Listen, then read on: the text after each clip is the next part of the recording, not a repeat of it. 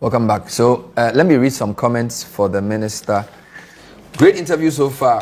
What are his plans for raising government revenues? Number one. Two, are there any plans to review any parts of the DDEP program? I think that's an important question. The question two, any plans to review any part of the DDEP program? Yvonne Aku Asempa, good evening. Bernard, ask Honorable if there will be posting of nurses and midwives and other allied health professionals this year, because some of us have been suffering after 5 years of completing school. Kofi Akoto, Honorable Finance Minister, are you saying an individual like Adapaz's account is more than that of government of Ghana? Well, he did not say that. Benjamin Akodele, is there a freeze on employment in the public service as it is being claimed in the budget statement? All right, that's a question that's coming. Can Bernard ask the finance minister about venture capital trust fund and how they fit into the budget? Some businesses depend deeply on it. Another one. Bernard, negotiations was made and an agreement signed concerning utility allowance for all senior staff of universities last year, October, for payment to begin in November. We want to know if it is captured or has been captured. And will this be paid? Keep me anonymous for security reasons. So many questions. Let's group them. Would you do anything about... do you have any space to do anything about DDEP? I think you cannot. You cannot? You cannot. You cannot for a simple reason. In the debt restructuring agreement, there is a clause called comparability treatment clause. What this simple means is that all the debt that you hold, apart from bilateral, multilateral debt that are not restructurable, you should treat all of them the same. So if you change one, you have to change everything. If you change one, the bilaterals will ask for their share. If you change one, there is a clause that will trigger. It's called clawback clauses.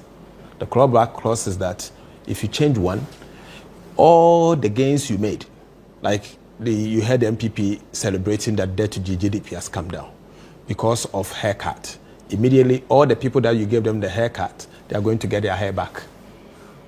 But can't you say that domestic domestic issues are different because of its effect on the macroeconomy in a different way? And so in the beginning, you should have excluded it as part of the debt restructuring. But since you included the domestic debt as part of the debt restructuring, then the issue of comparability clause, treatment clause triggers, and so you have to treat all of them the same. So unfortunately, I mean, based on what has been done, you can't go back to that. That's rather troubling.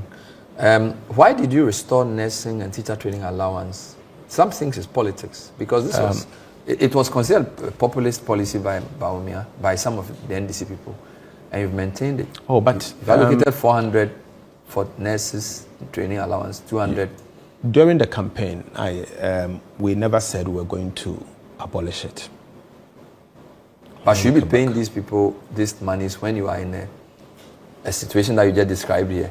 I think even if you are going to decide not to pay them, you can't do it abruptly, because some of the students may have gone to school with the hope that that was going to happen. And so the policy decision has not changed.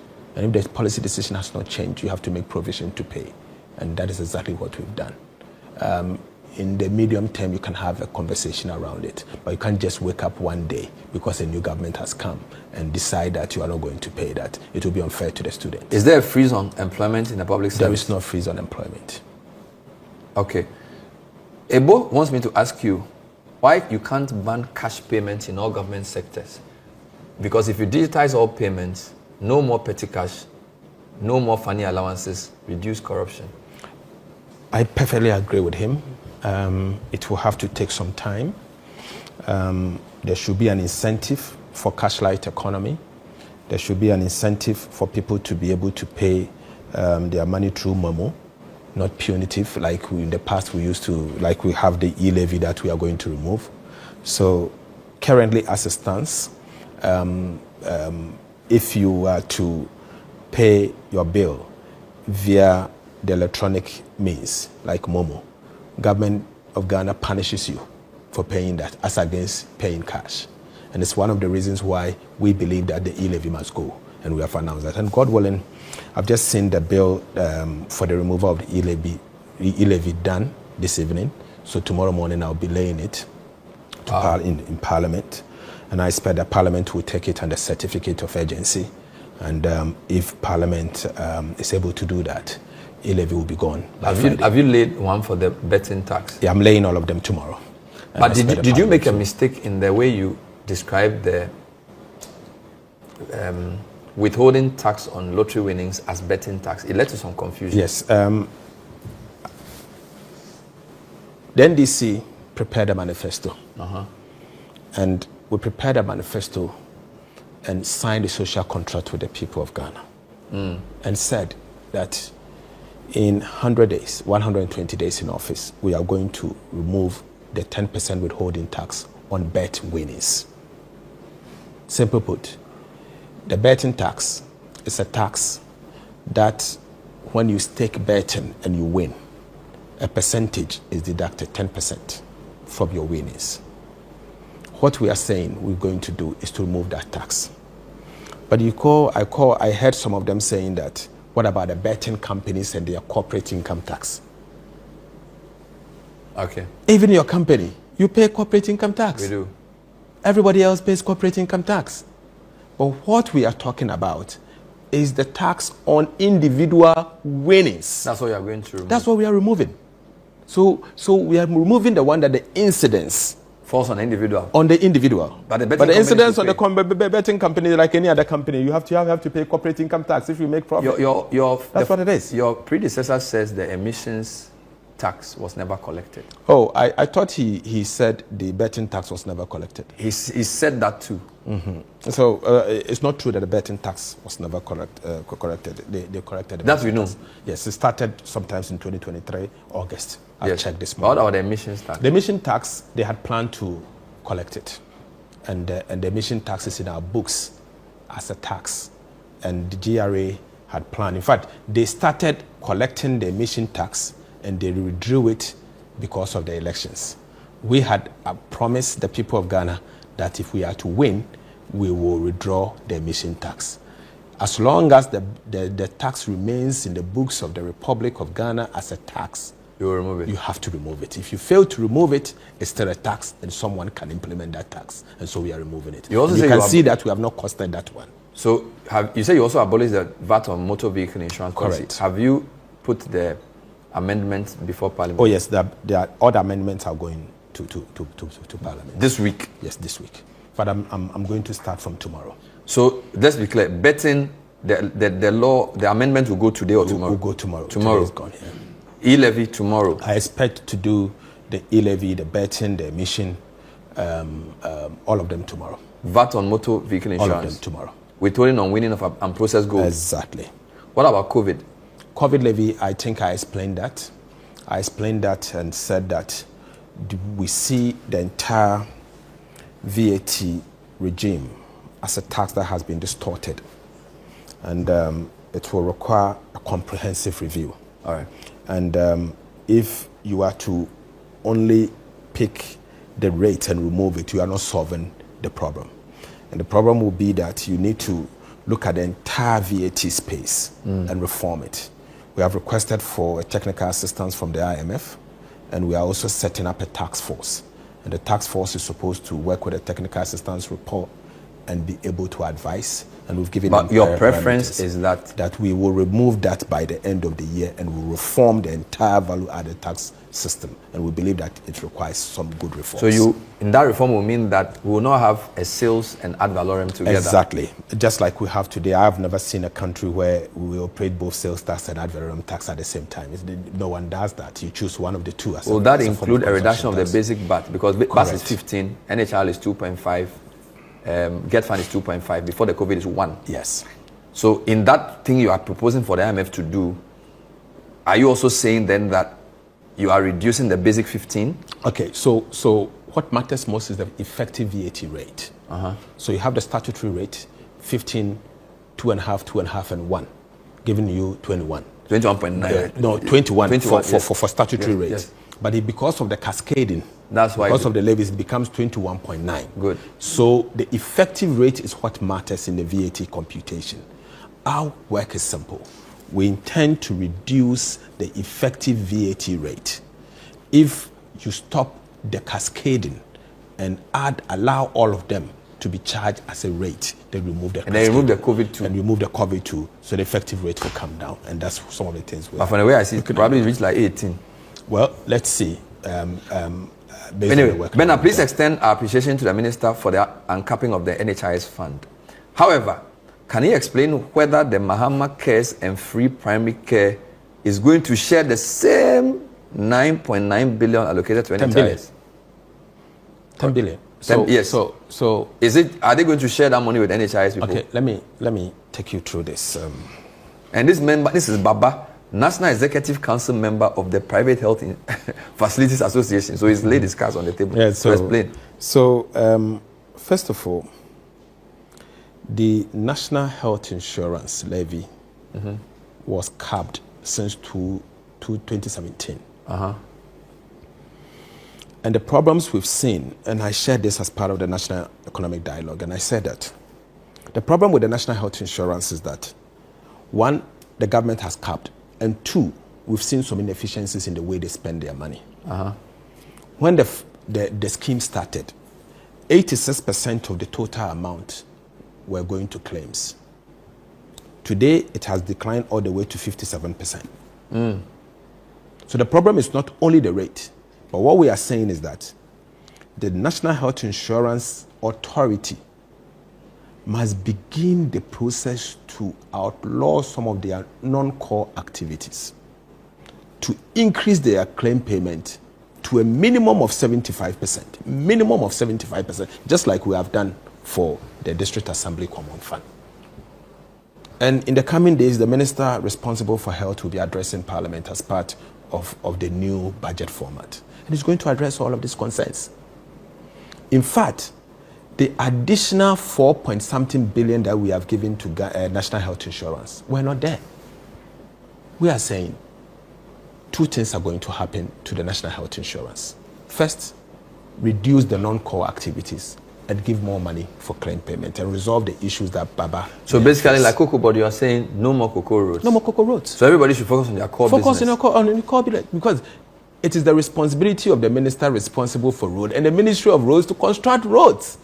So you agree with that recommendation from the Economic Forum? Exactly. And in the coming days, you see some. Let me read more comments before you go. William, this is the first time I've heard a finance minister explain economic issues devoid of jargon. Kudos to him. So after our economics was not rocket science. That's Willie. Professor, I won't mention the full name. Bernard, very disturbing but illuminating interview. I wish the young man well. His heart is in the right place. May God help Ghana. So that's from a professor watching. Please, I'm watching from Senegal, Dakar. Ask the minister, when is the DDEP ending? And what are the plans to begin servicing the country's debt? Chris? We are servicing our debt. DDP, will it end? The DDP has ended. The restructuring is over, and we are servicing our debt. And we will service every debt to the penny, and we will pay on time. Bernard, ask him, it's very urgent. Will there be any hope for security forces recruitment this year? Number two, ask the minister. The EC is blaming the finance ministry for the delay of payment of temporary officers. Can he explain why the money has not been released? Ekuban in Konongo. Is this true? I just came to office. I've been at the Ministry of Finance for 5 weeks, and over the last 5 weeks, my preoccupation has been to look at the budget and write a budget and look at policies that will change the fortunes of our country for the better. And that's what I've been concentrating on. If there are issues relating to non-payment, I will address them as soon as the budget is passed by Parliament. Can you ask the minister about the fate of those of us who have our funds locked up or investments locked up in Gold Coast Financial Fund Management? People want you to answer all the questions in Ghana. It's a lot of questions. I have a very interesting question for you. Thank you. Before you go. As the minister, after all his figures and economic planning, what does he do for fun? This is from Nana Kwesi Akwa. Wakwe. He said you are too serious. I sleep a lot when sleep I'm free. A lot. Yes, I sleep when I'm free. So is it the work that's affecting your hair, or your hair has always been like that? Thank because you you haven't very spent much. only even 2 months in the work and your hair is finished. No, my hair has always been like this. You prefer it like this? I lost my hair when I was 22 years. That's always been like that. Why was it accounting? Was it a charter accounting? No. It has always been like that. I think it's genetics. I inherited it. But you chartered? Yes, I am. Accounting is tough, yes, it's like any normal course. But it's funny because you're a tax man, and tax people like you and Setekwe, people say it's not. You like tax too much. Oh no, really? I mean, look at this budget. We have not imposed much taxes. Are you not giving us false hope so that next year when you start raising the taxes again? You see, you tax sectors that are doing well.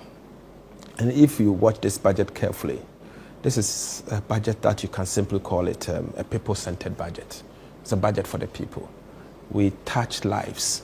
We touch the vulnerable in particular. And the budget was done in such a way that you want the key social sectors of the economy to grow. And then you largely recognize that in the last few years, the average Ghanaian has suffered so much, from hyperinflation to high cedi depreciation to a situation where people have lost so much of their money. And all put together, the adjustment that has happened in the last few years is so much that the ordinary Ghanaian is suffering. And so what we did is to find a way to ensure that the average, the vulnerable, is protected during difficult times like this. And that's what we've done. At the same time, we have reduced expenditure and cut waste. And by cutting waste, we are reducing government expenditure in a way that will not borrow more, targeting stability and growth. So the growth is going to come from productive sectors of the economy, and I'm hopeful. Two final questions. That though we've done our projection is at least 4%. We may be better. On radio, some people said when your brother is on a mango tree, you don't eat mango bunu. So Central Region people say there are roads. You have to do something about it because the Accra Cape Coast Road is being done, but there are many roads in the Central Region, even including your hometown, which are in a very bad state. Yep. Have you heard them? Can you do something? Bernard, can you do anything about those roads? Bernard, I am an MP. Okay. I represent the good people of Edwuma-Kwenya and Isiam. I've been representing them since 2009. This is my 17th year representing my constituents. I know their needs. The country is also in trouble, and we are fixing that. It is my responsibility to marry the needs of my constituents and the needs of the people of Ghana. I will do it, and I'll do both, and I'll do it well. How do you intend to stop the overbloating and inflation of government projects, which is one of the main challenges of corruption? We are going to establish an independent office for value for money. In Parliament or in the ministry? No, it's going to be an independent office. We will send a bill to Parliament for approval and passage. And His Excellency the President wants this established as soon as possible. So we are working on the framework. And when that happens, Parliament will set a ceiling where every government project up to that ceiling will have to go through value for money audit. Currently, the deficiency is in sole sourcing only. But an office for value for money will not only limit it to sole sourcing, but selective tendering and even some competitive tendering. You have to pass value for money audit. And so we are still working around it. It's been done in the United Kingdom, where the current government, the Labour Party, who are also in opposition, promised, again, an office for value for money. We are studying their structure, and we hope to do even better. So when you read the budget, a lot of people said this was one of the few times they understood the budget, and the positive reactions were there.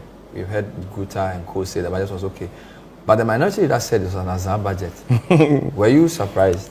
I've been a minority leader before, and I can understand his work. So let's allow him to do his work. And he said, hey, Atu, is this still your friend? To describe your budget as an Azaa budget. Somebody who we thought was, I don't know, he's from a name, his constituency is not far from yours. No, two constituencies apart. Kwamna is... and you're both Kwame now? He is my former friend. He's your former friend? He's my former friend. Now he's my brother. And yet you say your budget is Azaa? Well, let's say he's doing his work, and I respect that. Do you understand his approach as minority leader? I do. I recognize the pressure he's going through. His party has just lost an election, and their number in Parliament has reduced from 138 to 87. And we've reduced them yesterday. The majority leader said we've now reduced them to Osonon Katinkati.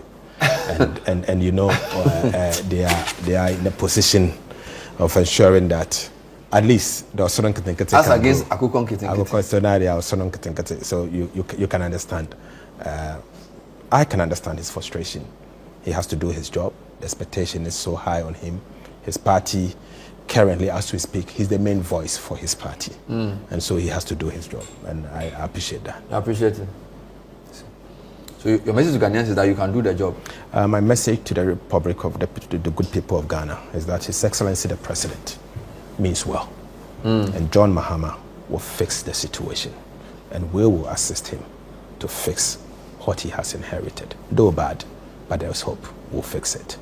May God help us all. Thank you. Atu Forson, MP for Ejumako Enyanesiam, Minister of Finance. He said he lost his hair at 22.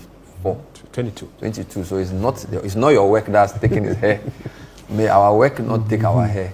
In Jesus' name, amen. Thank you for watching. Stay with Channel 1 Television. We'll see you next time. Bye-bye.